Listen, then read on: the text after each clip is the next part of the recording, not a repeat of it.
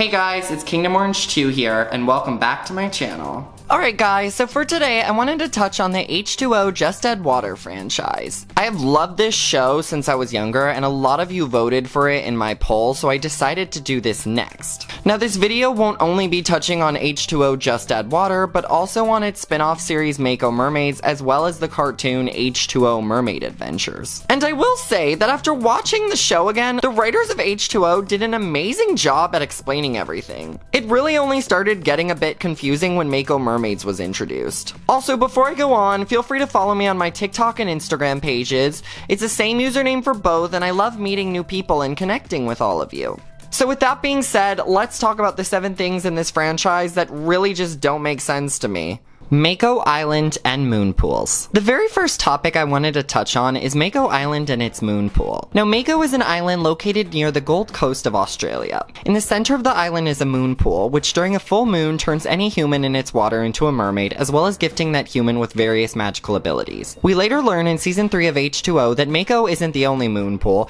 but there's another one in Ireland where Bella was transformed into a mermaid at just 9 years old. In Mako Mermaids, we are also told that the moon pools contain magical pool water. And since every mermaid's life is linked with a specific moon pool, destroying the moon pool and the water within it will end the mermaid's lives. But here's the thing. The moon pool in Mako was destroyed at the end of season 3, when Ricky, Cleo, and Bella created a tower of light to stop the comet from hitting Earth. However, once Mako Mermaid starts, the moon pool seems to be fine and working again years later, with no explanation. Not only this, but Ricky comes back to the moon pool in the last episode of season 3 of Mako Mermaids, and doesn't even question as to why the moon pool is still there. In fact, she notes to Ondina and Wayland that the moon pool hasn't changed in years since she's been there. Mermaid Pods. The waterborne mermaids live together in large group known as pods. One group of southern mermaids known as the Mako Pod, who live near Mako Island, instruct their young members known as hatchlings with a couple of tasks during a full moon. They are told to never let humans walk on Mako during a full moon,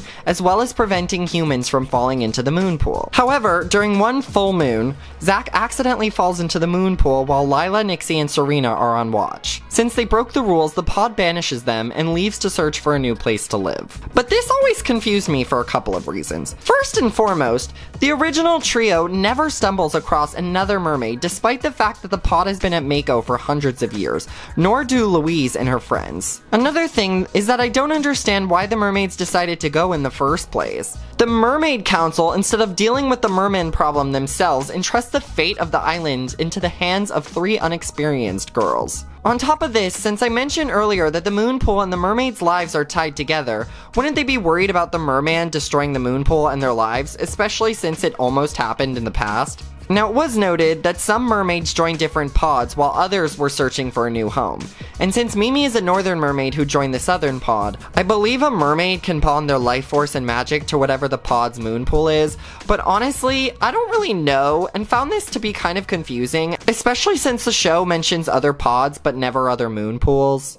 Mermen. Mako Mermaids introduced us to the idea of mermen. We learned that mermen and mermaids used to live together until hundreds of years ago, a group of mermen tried to use their trident to destroy the mermaids that lived on Mako Island, and it took many mermaids from the 5 oceans to defeat them. From then on, whenever a mermaid gave birth to a boy, she was to abandon the baby on land and cast a tailless spell, turning the child human. The spell, however, could be broken if a male was to fall into the moon pool during a full moon. Now, straight up, I understand that this is a fantasy kids show, so we're not gonna have the answer to everything about mermaids, but they want me to believe that mermaids and mermen can reproduce without each other. I get that very rarely some animals can have offspring without the need of a mate, but I believe if they do this, the offspring is an identical copy of themselves, which clearly wouldn't work here because Mimi and Zach do not look exactly like their mother. And the writers do bring up how mermaids from different pods can be affected by magic in different ways, so I wish that they would have either brought this into the mix or the fact that mermen have blue tails and mermaids have orange ones,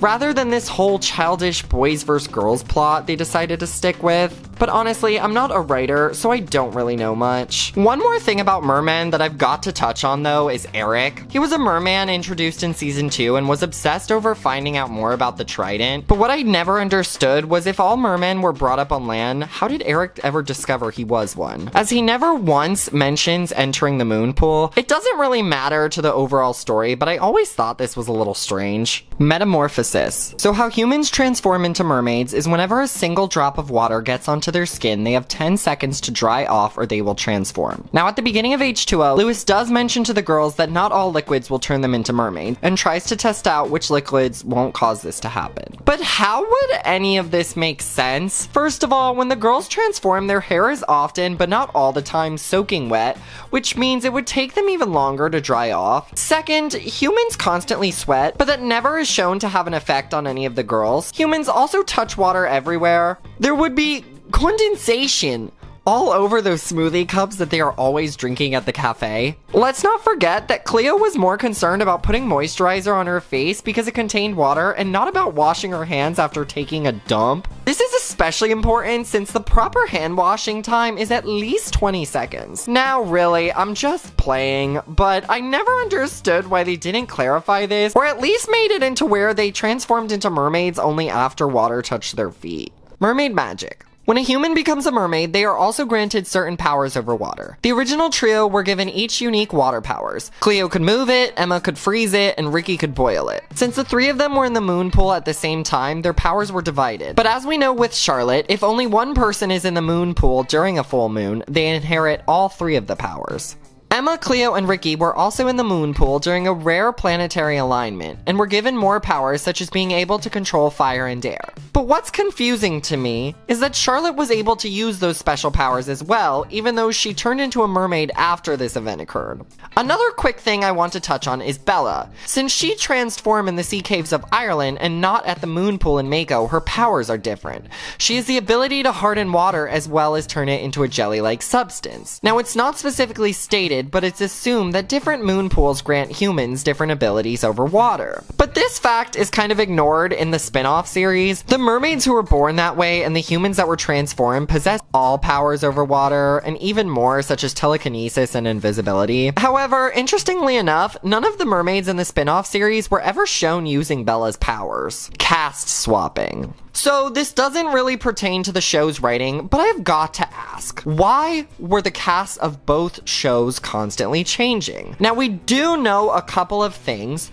Claire Holt left the role of Emma because she was filming this stupid horror movie called Messengers 2: The Scarecrow, and Lucy Fry left the role of Lila because she was starring in Vampire Academy, which was also a massive box office flop. And I understand that sometimes schedules overlap and actresses aren't available to do certain roles, but why did both Ivy Latimer and Amy Ruffle leave the show as Nixie and Serena? I have literally searched the internet and haven't found a single answer or hint to any of my questions. I know up until season 3 of Mako Mermaids that the shows were both pretty strict on replacing a blonde girl with a blonde girl or a brunette with a brunette, but if anyone knows any more information, can somebody please tell me? Also, what's infuriating to me is that even if these actresses weren't available, why wouldn't we at least see a reunion of all of the girls together? I mean, can you imagine how amazing it would have been to see all of the former Mako Mermaids fighting against the water dragon at the end of season 3? But honestly, I guess I can't really complain because at least we got to see Ricky again and learn more about her life since the show, even though it's really sad that our favorite mermaids have seemingly grown apart since graduating. The animated series. So in 2015, Netflix released an animated show based on H20 called H20 Mermaid Adventures, and let me tell you something, everything about this is a complete and utter disaster. Now, I know that the character designs in the show can't look like the actors from H20 because they would have had to pay royalties to the actors for using their likeness, but the looks they chose for each character are not only terrible, but the overall animation is just really ugly. I do appreciate the fact that they wanted to give each girl a unique mermaid look and tail color, but I hate how Ricky has straight up red hair. The episodes were also super childish and boring. I did not like how the mermaids were not only able to talk underwater, but had a bunch of talking animal friends. Also, the fact that the show was voiced by a bunch of Canadian actors instead of Australians just kind of bothers me. But honestly, what was the purpose of this show? I get they wanted to market this to children, but the main show and Mako Mermaids is already made for kids, and it's way better than this. H20 Mermaid Adventures also didn't even launch any form of merchandise, so who approved this? Honestly, I really admire H20 and its creator Jonathan M. Schiff because you can tell even for a kids show that they put a lot of time and resources into this project. I just love seeing foreign creators getting the recognition they deserve. Also, make sure to tell me in the comments any of your questions or opinions about the show. I always try my best to respond to as many of you as I can. If you liked this video today and want to see more content in the future, make sure you hit that subscribe button and give this video a thumbs up. Thank you guys so much for watching today, and I will see you soon. Bye!